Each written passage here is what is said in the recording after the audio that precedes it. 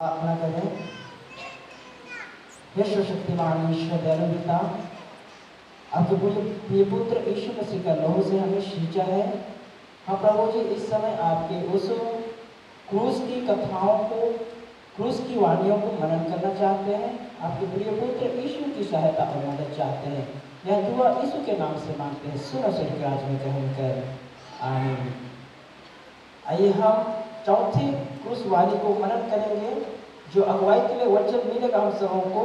मत्ती रचित सुसमाचार अध्याय 27 पद संख्या 45 से लेकर 47 पद तक। मत्ती रचित सुसमाचार अध्याय 27 पद संख्या 45 से लेकर 47 पद तक, जिसमें परमेश्वर का सामर्थ्य वचन यूं लिखा है।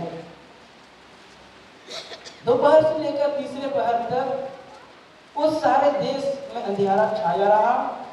तीसरे पहर के निकट यीशु ने बड़े शब्द से पुकार कर कहा, एली एली लमा सबक्तानी, अर्थात हे मेरे परमेश्वर, हे मेरे परमेश्वर, तूने मुझे क्यों छोड़ दिया। जो वहां खड़े थे उनमें से कितनों ने यह सुनकर कहा, यह तो एलिया को पुकारता है। यहाँ तक आमीन। कृष्ण विश्वासी भाई तो बहनों, सर्वशक्तिमान ईश्वर को हम सारे धन्यवाद देते हैं कि उन्होंने इस महान अनुग्रह को, इस महान प्रेम को आज हमारे ऊपर प्रकट किया है। और हम उस दुख को और उस पीड़ाओं को आज मनन करने पाते हैं। तो आज हम उस मानसिक, शारीरिक और आत्मिक वेदनाओं को हम महसूस करना चाहेंगे, जो आज आपका पाप और मेरे पापों के लिए यीशु मसीह स्वयं उस वेदनाओं को सहता है, उस वेदनाओं में संघर्ष करता है और उस वेदनाओं में वह जय प्राप्त करके हमारे को अपना बेटा और बेटी बना लेता है। इस हम 9 बजे से लेकर 12 बजे तक की वाणियों को हमने सुना है।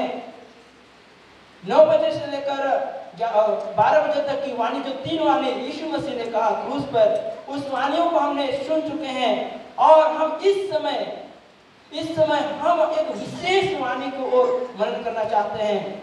हम चाहेंगे कि जितने हैं सभी को बाइबल के साथ रहें, ताकि हम वचन के साथ में इस वाणी को हम समझने का प्रयास करेंगे कि क्यों यीशु मसीह इसी वाणियों में कहता है कि हे मेरे परमेश्वर, हे मेरे परमेश्वर, तूने मुझे क्यों छोड़ दिया।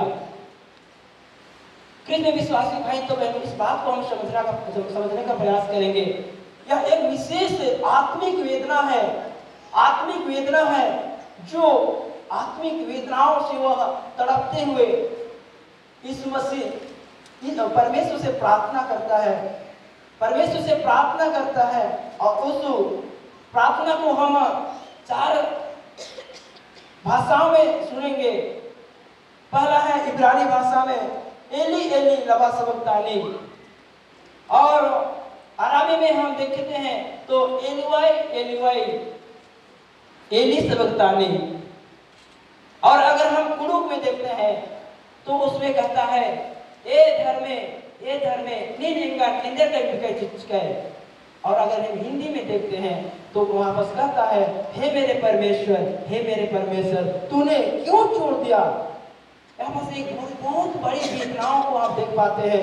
जिस समय गेत्सेमनी वाटिका में वह प्रार्थना करता था, उस समय भी वह व्याकुल और आत्मिक रीति से वेदनाओं में होकर के वह प्रार्थना करता है। उसी प्रार्थना को आज हम चौथी क्रूस वाणी में देख पाते हैं। प्रियो, चौथी वाणी में हम देख पाते हैं वह शारीरिक वेदनाओं को सह चुका है। उनके शरीर पूरा शरीर कोड़ों के बौछार से वह उसका शरीर का खून बह चुका है। और हम मानसिक रूप से देखते हैं, उसको इतना यातनाएं दी गई तो भी उस मानसिक वेदना को भी सह चुका है। अब है बारी है आत्मिक वेदना, जो आपकी और मेरे पापों के लिए है, आपके पापों और मेरे पापों के लिए है। यह आत्मिक वेदनाओं को सहते हुए, इस आत्मिक वेदनाओं को सहते हुए जिस परमेश्वर ने सृष्टि को बनाया, सूरज चांद को बनाया, हवा को बनाया, उस सूरज और उस हवा भी रुक गई और पूरे संसार में अंधियारा छाई रही। इतनी भयंकर दर्द है जो परमेश्वर की पुत्र यीशु की दर्द को अब उसने सृष्टि में देखने के लिए वह नहीं चाहती है। इतने दर्द भरे अकेलापन में, व्याकुलता में यीशु मसीह कहते हैं, हे मेरे परमेश्वर, तूने मुझे क्यों छोड़ दिया। आज यीशु मसीह का सवाल को जब हम मनन करते हैं तो हम पाते हैं क्यों इस समय यीशु मसीह को परमेश्वर ने छोड़ दिया है। क्या कारण है? क्या कारण है कि परमेश्वर ने अपने निज पुत्र को छोड़ दिया है?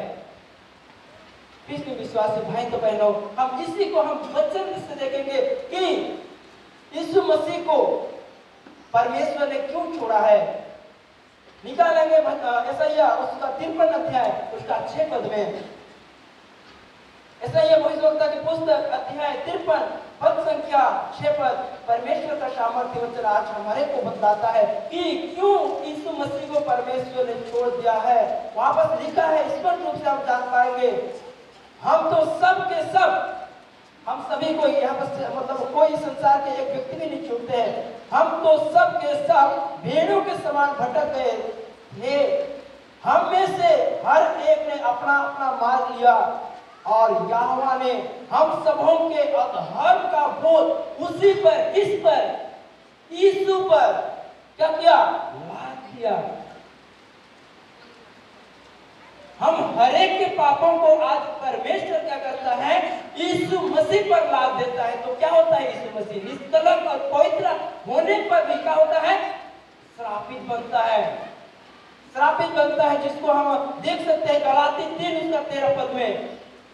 गलाती 3 उसका 13 पद में परमेश्वर के सामर्थ्य वचन हमारे को बतलाना चाहता है कि क्यों परमेश्वर यीशु मसीह को छोड़ा।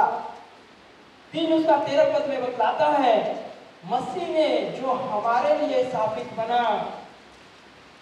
हम पहली बात में हम देखने पाए थे कि परमेश्वर ने हमारी अपराधों को उसी पर अर्थात यीशु पर लाद दिया। तो यहाँ पर वचन क्या कहता है कि मसीह ने जो हमारे लिए साबित बना, हमें मोल लेकर व्यवस्था के साथ से छुड़ाया, क्योंकि लिखा है, जो कोई काट पर लटकाया जाता है वह साबित है। तो आज हमारे पापों के लिए, आपके पापों के लिए, मेरे पापों के लिए, संसार के एक एक व्यक्ति के पापों के लिए वह क्या हुआ है? स्थापित हुआ है। और परमेश्वर क्या है? पवित्र है। तो पवित्रता में और पापियों में मेलजोल होगी। कृष्ण विश्वासी भाई तो बहनों, यहाँ पर ना केवल यीशु वर्तमान समय का पाप को उठाया, किंतु भूतकाल का, वर्तमान काल का और भविष्य काल का पापों को अपने कंधों पर रखा है। तो सोचिए उस समय कितनी वेदनाएं होगी, तो सोचिए कितना वहां पर व्याकुलताएं होगी, जो यीशु मसीह अपने अकेले महसूस करता है, अकेले महसूस करता है। अगर इसी गलाती 3 उसका 13 पद को और एक पुराना व्यवस्था में देखें तो लव्य व्यवस्था उसका 21 अध्याय उसका 23 पद में इस वचन को पाते हैं। लव्य व्यवस्था अध्याय 21 21 भर 23 उसमें परमेश्वर की सामर्थ्य हमारे को इसी बात को बताती है।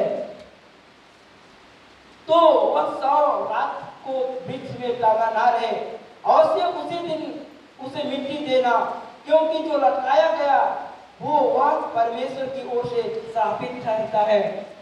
जो काट पर लटकाया जाता है वह परमेश्वर की ओर से क्या होता है? श्रापित ठहरता है। तो कृष्ण मेरे विश्वासी भाई तो बहनों, आज हमारा यीशु मसीह आपके पापों को और मेरे पापों को लेकर के वह क्रूस पर लटका है। तो हम हर के पापों के द्वारा क्या हुआ है? श्रापित बना है, पापी बन गया है। इसलिए परमेश्वर अपने उस उपस्थिति को यीशु मसीह से हटा देता है, क्योंकि सिर्फ और सिर्फ यीशु मसीह के द्वारा ही इस संसार का उद्धार है। इसी बात को आज हम जानने पाते हैं कि आज हम हर एक के पापों को उठा करके यीशु मसीह अपने ऊपर लिया है, तो हम कैसे बने हैं? निष्कलंक हैं। हम कैसे हैं? निष्पाप हैं। हम कैसे हैं? पवित्र हैं।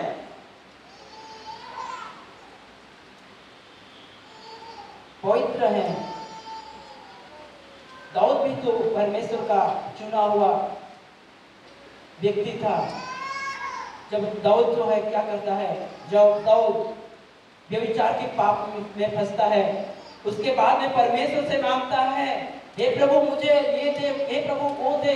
किंतु जब तक परमेश्वर की उपस्थिति में रहा, उस समय दाऊद को हर एक बातों को परमेश्वर पूरा किया। किंतु जैसे वह पाप में गिरा, तो परमेश्वर उनका सुनना क्या बंद कर दिया। उसी को भजन संहिता 22 अध्याय उसका 1 पद में लिखता है। भजन संहिता 22 अध्याय उसका 1 पद में लिखता है, उसको हम देख पाते हैं। वहां पर लिखता है, हे मेरे परमेश्वर। यहाँ पर 22 अध्याय उसका 1 पद में यहाँ लिखता है दाऊद अपने भजन में, हे मेरे परमेश्वर, तुमने मुझे क्यों छोड़ दिया? तो दाऊद को तो जानना चाहिए कि मैं तो उससे पहले परमेश्वर से पाप किया हूँ। जब मैं परमेश्वर पवित्र है और परमेश्वर पवित्र है, तो मेरा पापियों का गुहार सुनेगा क्या? इस बात को जानने पाते हैं कि हे मेरे परमेश्वर, तुमने मुझे क्यों छोड़ दिया? तू मेरी पुकार और मेरी सहायता करने से क्यों दूर रहता है? मेरा उद्धार कहाँ है? क्यों अलग हो गया परमेश्वर से? दाऊद क्योंकि उसने पाप किया है। इसमें विश्वासी भाई बहनों, मेरे अजीजों, आज परमेश्वर इसलिए यीशु मसीह को छोड़ दिया क्योंकि वह हमारे लिए पाप बना। और यीशु मसीह हमारे के पापों को उठा करके हमारे को निष्कलंक किया है। तो आज हमसे क्या चाहता है सुनिए। पहली बात, पवित्र बने। प्रभु यीशु मसीह चाहता है कि मैं जिस बुलाहट से और जिस तरह से मैं तुझे निष्कलंक किया हूं, उसी तरह से मेरे पास आओ। पहला पत्रस उसका 1 अध्याय उसका 5 पद हम देखते हैं, 15 और 16 पद में। पहला पत्रस अध्याय 1 पद संख्या 15 और 16 में परमेश्वर का सामर्थ्य से क्या कहता है मेरे प्रियो? आज हमसे क्या मांग करता है परमेश्वर? यीशु मसीह आज हमसे क्या मांग करता है जो अपने पवित्र लहू से खेलता है? पहला पत्रस अध्याय 1 पद संख्या 15 और 16, जैसा तुम्हारे बुलाने वाला पवित्र है, जो खरीदने वाला है हमको वह पवित्र है, वैसे तुम भी अपने सारे चाल चलन में पवित्र बनो, क्योंकि लिखा है पवित्र बनो क्योंकि मैं पवित्र हूँ। आज यीशु मसीह हम हर एक को पवित्र देखना चाहता है। तो क्या हम पवित्र हो सकते हैं? क्या हम हो सकते हैं? तभी वह चाहता है। नहीं तो परमेश्वर ऐसा नहीं है कि हम मनु जाति नहीं कर सकते, उसकी मांग करेगा भी तो नहीं। इसलिए वचन बताता है कि सारे चाल चलन से पवित्र बनो। आज हमारा चाल चलन क्या पवित्र है? अब हम ही जानते हैं। मेरा चाल चलन कैसा है उसको हम ही जानते हैं। आत्मिक रूप से कैसे चाल सकते हैं उसको हम ही जानते हैं।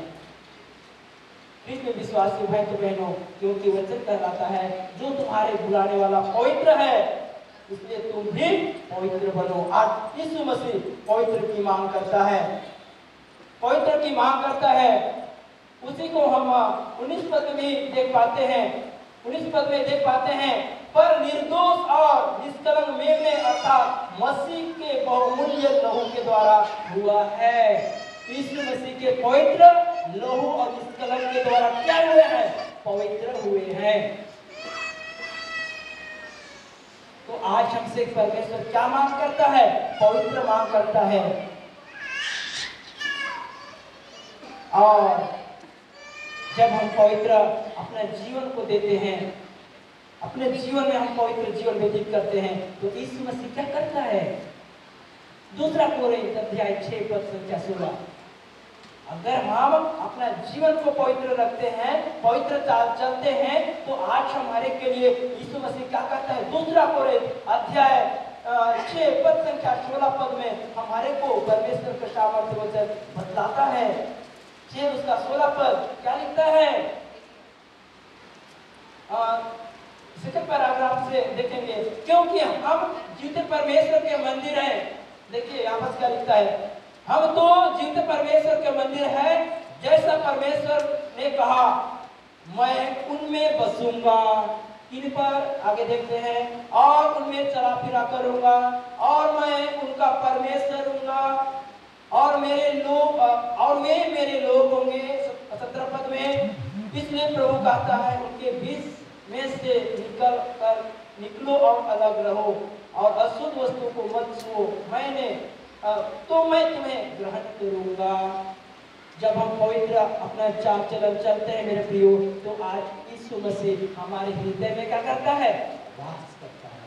और क्या करता है? चला फिरा करता है। तो आज हमारे को यीशु मसीह का पवित्र बनाया है, तो आज हमको पवित्र जीवन जीने की आवश्यकता है। दूसरी बात में हम सीख पाएंगे, वह है दीन बनो। विरोधी बनना बहुत आसान है, किसी को एक थप्पड़ मारो या तो किसी का गिला शिकवा कर दो, उसका विरोधी चुटकियों में हो जाएंगे। किंतु अपने आप को नम्र और दीन बनाना कठिन है, किंतु यीशु मसीह उसी को मांग करता है। क्या करता है? दीन बनो, क्योंकि मैं दीन हूं, तुम दीन बनो। अगर याकूब उसका 4 अध्याय उसका 8वें पद में अगर हम 10वें पद में पढ़ते हैं, याकूब 4 अध्याय उसका 10वें पद में तो वचन बताता है, प्रभु के सामने दीन बनो तो वह तुम्हें शिरोमणि बनाएगा। आज कौन आज यीशु मसीह के लहू पर आज हम शिरोमणि बनना चाहते हैं? कौन आज प्रभु के लिए शिरोमणि बनना चाहते हैं? इसमें विश्वासी भाई तो बहनों, आज हम अपने आप को जांचे परखें। शिरोमणि करने का मतलब है बहुमूल्य कीमती वस्तु जो चमचमाती हुई, वह आज हमको यीशु मसीह आज हमको बनाना चाहते हैं, बना लिए हैं। इसलिए कहते हैं तुम प्रभु के सामने दीन बनो तो वह तुम्हें शिरोमणि बनाएगा, सिद्ध बनो। अगर उसी को हम मत्ती रचित सुसमाचार अध्याय 5 उसका 3 पद में हम इसी बात को हम देख सकते हैं, धन्य है वे जो मन के दीन हैं, क्योंकि स्वर्ग का अधिकारी होंगे। और हम दीन होते हैं तो क्या होते हैं? स्वर्ग के अधिकारी होते हैं, और वही हमारे का क्या है? शिरोमणि है। यीशु मसीह क्यों नहीं कहा कि मेरे राज्य बुद्धिमानों का है? यीशु मसीह क्यों नहीं कहा मेरा राज्य शक्तिमानों का है, सामर्थियों का है? लेकिन क्या कहा? मरकुस रचित सुसमाचार अध्याय 10 उसका 14 पद में, बच्चों को मेरे पास आने दो और उन्हें मना ना करो, क्योंकि स्वर्ग का राज्य ऐसों का ही है, अर्थात नम्र और दीन। आज परमेश्वर का राज्य में प्रवेश करना चाहते हैं, हम दोनों को नम्र और दीन होना है। यीशु मसीह का स्वभाव हम पर होना है। कृष्ण मेरे प्रिय भाइयों और बहनों, आज हमारे को अपने आप को आज हमें नम्र और दीन बनाना आवश्यक है। अगर हम जब नम्र और दीन होते हैं तो प्रभु हमको ऊंचे ओहदे पर, सबसे सर्वश्रेष्ठ स्थान पर आज बैठाना चाहते हैं। आज हम जब प्रभु के सामने दीन बनते हैं तो हम हर एक समस्या का हल करना चाहता है। अगर हम प्रभु के सामने नम्र होते हैं तो आज हम हर एक को महत्वपूर्ण पदों पर देना चाहता है, किंतु आज हमारा उस पदों पर, उस जीवन पर आज हम घमंड करते हैं। तो जानते हैं लूसीफर कैसा हुआ? अपना जीवन से घमंड किया और सबसे नीचे फेंका गया। इसी तरह से आज हमारा जीवन भी है। आज हमको यीशु मसीह क्या कहता है? सिद्ध बनो, दीन बनो तो वह हमें शिरोमणि बनाएगा। और तीसरी बातों में हम सीखने पाएंगे, परमेश्वर यीशु मसीह क्या कहता है? महिमा चाहता है, क्योंकि हम हर एक कोई उसकी महिमा के लिए रचे गए हैं, और भी पवित्र और निष्कलंक महिमा के लिए रचे गए हैं। फिर में विश्वासी भाई बहनों, उसी बात को यहाँ पर मिलता है यूहन्ना रचित सुसमाचार अध्याय 4 उसका 24 पद में। यूहन्ना रचित सुसमाचार अध्याय 4 उसका 24 पद में इसी बात को वहां लिखता है। 23 से भी अगर हम पढ़ते हैं तो पाते हैं, परंतु वह समय आता है और अब भी है जिसमें सबसे भक्त पिता की आराधना आत्मा और सच्चाई से करेंगे, क्योंकि पिता अपने लिए ऐसे आराधकों को ढूंढता है। क्योंकि वह हमें सिद्ध भी बनाया है, पवित्र भी बनाया है, तो वह हमसे यह चाहेगा भी। अगर हम अपने पुत्र को अच्छी एजुकेशन दे देंगे और हम उसके क्या पीयूष का नौकरी से संतुष्ट होंगे क्या? नहीं होंगे। हमें क्या करें? उसको आराधना पवित्र और सच्चाई से, आत्मा से क्या करें? उसकी आराधकों को ढूंढता है। आज हमारे कोई उसके निष्कलंक किए हुए लोग हैं, तो आज हमको क्या करना है? आत्मा और सच्चाई से हम क्या करना है? उसकी महिमा करना है। परमेश्वर आत्मा है और अवश्य है कि उसकी आराधना करने वाला आत्मा और सच्चाई से आराधना करे। आज हमारे को यीशु मसीह क्या कहता है? सच्चे मन से आराधना करने की बात को कहता है। कृष्ण विश्वासी भाई बहनों, जब हम इस पवित्र स्थान में आते हैं, इस पवित्र मंदिर में आते हैं, जैसे हम इस गेट, इस दरवाजा पर जब हम आते हैं, तो हमारा मन सिर्फ और सिर्फ यीशु पर होना चाहिए, हमारे किए गुनाहों पर होना चाहिए। आज हम आते हैं, फिर बहुत सारे ऐसे एक दूसरे से बातचीत करते रहते हैं, ये वो, यहाँ पर हाथ साल पूछने की जगह नहीं है। यहाँ पर आज हमें क्या करें? अपने पापों से पश्चाताप करने की जगह है। कृष्ण विश्वासी भाई बहनों, तब जाकर के हम अपने पापों से पश्चाताप करके हम प्रभु के निकट, प्रभु की महिमा के लिए अपने आप को तैयार करते हैं, तब जाकर के हमारा क्या होता है? हमारा क्या होता है? हमारा महिमा ग्रहण योग्य होता है। और दूसरी बात और अगली बातों में हम देख पाते हैं मत्ती रचित सुसमाचार अध्याय 5 उसका 16 पद में कैसा महिमा आज यीशु मसीह चाहता है, उसको थोड़ा सा वर्णन करेंगे। मत्ती रचित सुसमाचार अध्याय 5 उसका 16 पद में प्रभु आज हमारे से क्या चाहता है, हम कैसे उसकी महिमा करें? क्या हम अपने मुखों से बस करें? किंतु आज हमारा चाल चलन से आज यीशु मसीह क्या करता है? वो महिमा चाहता है। मत्ती रचित सुसमाचार अध्याय 5 पद संख्या 16 वापस वचन लिखता है, उसी प्रकार तुम्हारा उजियारा मनुष्यों के सामने चमके कि वे तुम्हारे भले कामों को देखकर तुम्हारे पिता की जो स्वर्ग में है क्या करें? बड़ाई करें। बड़ाई करना ही परमेश्वर की महिमा है। हमारी अच्छी चाल चलों को देख करके अन्य लोग जब इस परमेश्वर की बड़ाई करते हैं तो परमेश्वर की महिमा होती है। यह परमेश्वर क्या चाहता है? हमें हमसे महिमा चाहता है। और अंतिम बातों में हम जानेंगे, हम यीशु मसीह पर स्थिर रहें। जब आज हमारे को खरीद लिया, मोल लिया है, तो आज हमें क्या करता है? स्थिर रहना है। आज हम कुछ क्षण पहले हम प्रभु यीशु मसीह की देह और लहू को ग्रहण किए हैं, देह और लहू को ग्रहण किए हैं। तो आज हम हरेक को यीशु मसीह पर क्या करना है? आज हमें स्थिर रहना है, विश्वास पर स्थिर रहना है, जिसको आज हम वचन से देखेंगे। यूहन्ना रचित सुसमाचार अध्याय 6 उसका 56 पद में वचन बतलाता है हमारे को हम कैसे स्थिर रह सकते हैं, क्योंकि यीशु मसीह हमारे के लिए दुख उठाया है और वो हमको खरीद लिया है। तो यीशु मसीह की सहभागिता में हम किस रहते हैं? स्थिर रहते हैं। 56 पद में, जो मेरा मांस खाता और मेरा लहू पीता है वह मुझ पर स्थिर बना रहता है और मैं उसमें अर्थात कि आज हम जिस यीशु के देह को और यीशु की लहू को ग्रहण किए हैं, तो इस पर आज हमें स्थिर रहना है। और जब हम स्थिर रहते हैं तो यीशु मसीह हम पर स्थिर रहता है।